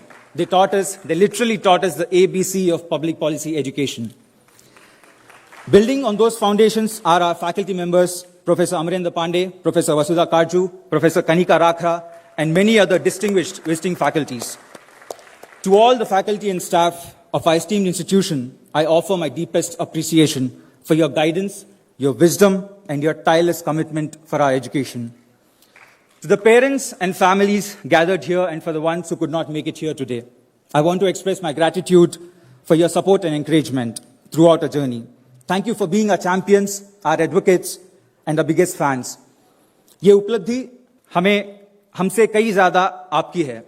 धन्यवाद आप सभी के साथ और आशीर्वाद के लिए. ये आपके बिना मुमकिन नहीं होता. From the early days of orientation, when we were all nervous and unsure of what to expect, to the late nights spent working on group projects and assignments, we have supported each other through it all. I know I should be the last one to be talking about group projects and submitting assignments on time. But we have shared laughs, tears, and endless cups of coffee. We have challenged each other to think more critically, to consider different viewpoints of the left, of the right, and the center. Through it all, we have formed a community that is more than just a cohort of students. We have seen each other grow in the last 2 years. Here's something that my batchmate Audumbar's friend told him. You do this 2-year degree at Kautilya, and it will change the next 10 years of your life. To say Kautilya has changed some of our lives is neither a hyperbole nor an exaggeration. We have all found motivation in each other's stories. The unique journeys of my batchmates, Ocean, Sabir, Dharmesh, Prashant, and others have been inspirational. From Safarnama trips to Garba nights, we have had our share of fun, and we sat in our classroom for one last time. When we sat in our classroom for one last time yesterday, it was an emotional moment for all of us. We have created memories that we will carry with us for years to come. At the danger of sounding patronizing, I must commend the women of my cohort. Each one of you. I have never come across a group of women so strong, fiercely independent, assertive, yet compassionate. They have called us out on multiple occasions, making us better men, even though it was not your job, even though it was never their job. Today, even in their absence, we boys are conscious of what we say and what we do. At the end of the day, it's about becoming better humans, not just becoming policy professionals. One of the greatest joys of this program has been the opportunity to meet and learn from so many young, amazing people. There was an instance in our classroom where we had a former Governor of Reserve Bank of India, Chief Economist of the World Bank, and former permanent representative of India to the United Nations.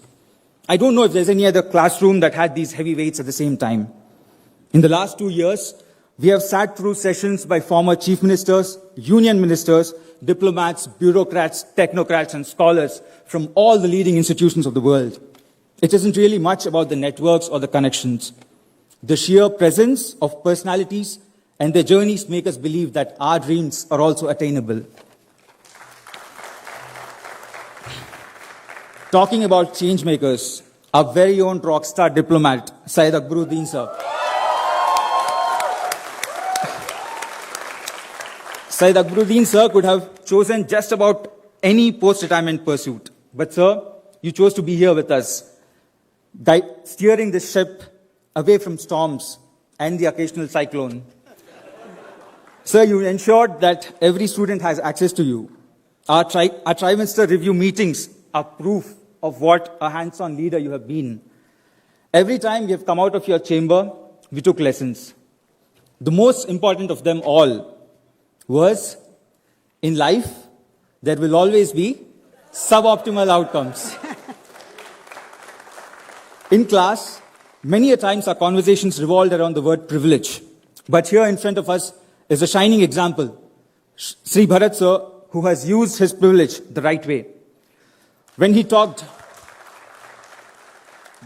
to us during our orientation, I vividly remember him telling us that the facilities that are being provided for us are to understand what is possible, so that when we dream, we should know that the best, the absolute best, is a possibility. Sir, on behalf of our cohort, I want to thank you for dreaming big and for executing this dream to the T. A dream that we are all beneficiaries of. We recognize the efforts of the leaders of Geetam, on the dais here today for building a robust institution without which the idea of Kautilya would have been inconceivable. Friends, we all chose public policy to have a say in nation building. Policy is the most crucial, perhaps the most legitimate way of nation building.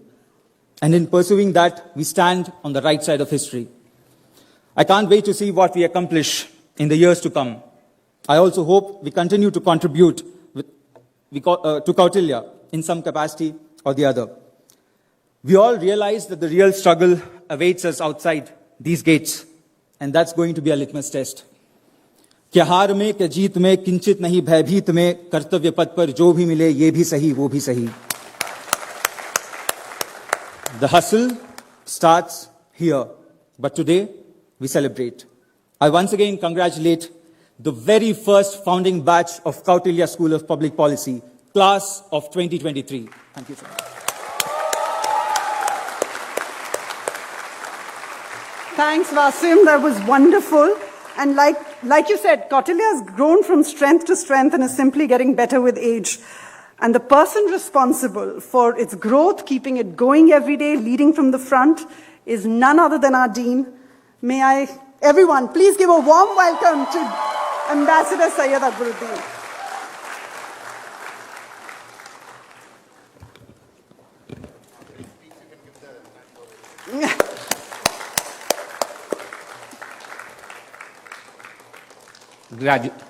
Honorable Chief Guest, leaders of Geetam on the dais, many well-wishers of Kautilya and the larger Geetam family, as well as my young friends from who I can now call as Kautilyans.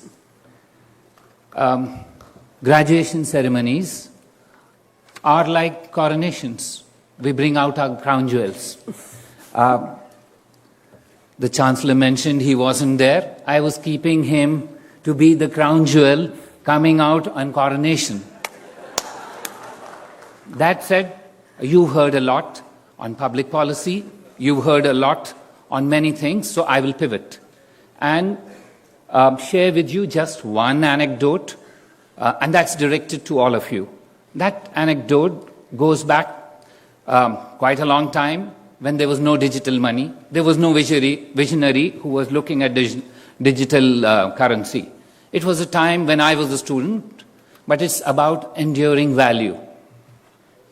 I remember when I was passing out, my professor, it was not in college, but in school, my teacher came across and took out a small little note, threw it on the floor, and said, "Who wants it?" It was, at that time, a 10 rupee note. All of us, this was in 1977, all of us said, "We want it." He said, "All right, stay back." He went back, took the note, crumpled it, threw it again. "Who wants it?" Again, all of us said, "We want it." He just took the note, crumpled again, jumped on it, threw it in the dustbin. "Who wants it?" All of us said, "We want it." So he said, "Guys," I was in a boys-only public school. He said, "Guys, remember, this is only a 10 rupee note. Yet, all of you wanted it, even when it was crumpled, even it was when trampled, even it was when it was thrown in a dustbin. So remember, this is only a 10 rupee note. Just remember, it has not lost its intrinsic value. All of you will have days when you will be trampled on, you will be jumped on, you will be pushed to the corner. You will think, what the hell is life all about? But your intrinsic value will never change.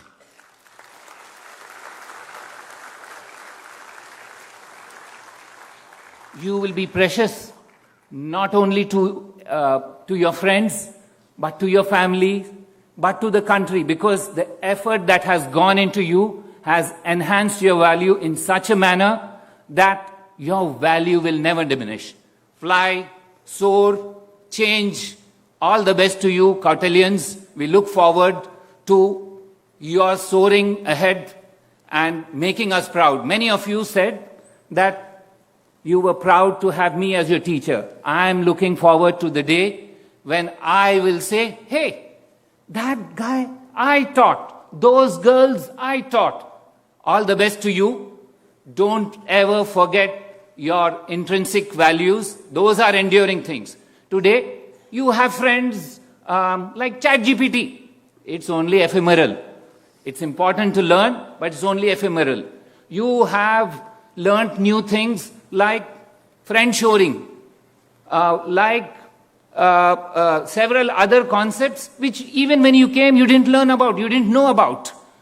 But don't forget your enduring value. All the best to all of you. I'm grateful to the larger Geetam family for having provided the environment for you to grow. Remember, what is of enduring value will remain enduring.